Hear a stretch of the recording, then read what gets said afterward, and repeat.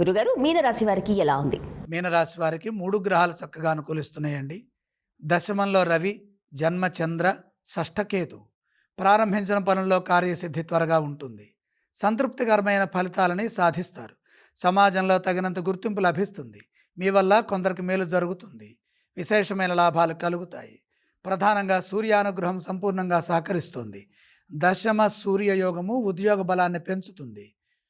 ఉద్యోగంలో ఉన్నత స్థితిని పొందుతారు. నూతన ప్రయత్నాలు సఫలమవుతాయి. జీవితంలో ఒక మెట్టు పైకి ఎక్కటానికి, ఆర్థికంగా ఎదగటానికి ఇది ఉత్తమమైన కాలము. అలాగే ఉన్నత ఫలితాలు సాధించడానికి యోగ్యమైన ఆలోచనలు కలుగుతాయి. మీరు ఏ పని చేస్తున్నా అందులో మేలు జరుగుతుంది. ఆత్మవిశ్వాసం ముందుకు నడిపిస్తుంది. అధికార లాభాలు సూచితం. ఇదే విధంగా వ్యాపారంలో కూడా జాగ్రత్తగా పనిచేయండి. బుద్ధిశక్తిని ఎంత ఉపయోగిస్తే ఫలితం అంత ఉత్తమంగా ఉంటుంది. సమయస్ఫూర్తిని ప్రదర్శించడం ద్వారా వ్యాపారంలో ఎదురయ్యే సమస్యల నుండి బయటపడతారు. లాభాలు గడిస్తారు. ఆర్థికంగా ఖర్చులు నియంత్రణలో ఉండాలి.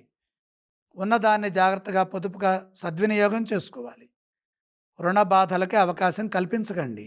సమిష్టి నిర్ణయాలు విజయాన్ని ఇస్తాయి. శుభవార్త ఆనందాన్ని ఇస్తుంది. మీనరాశి వారు ఏ స్తోత్రాలను పఠిస్తే బాగుంటుంది? మీనరాశి వారు శ్రీరామనామాన్ని స్మరించటం మంచిది. వారు ఏ ఆలయాన్ని సందర్శించాలంటారు? శ్రీరామ దర్శనం శుభదాయకం. వారు ఎటువంటి దానాలు చేయాలి గురుగారు? భాగ్య బుధయోగమున్నది. కొద్దిగా పెసలు దానం చేయండి.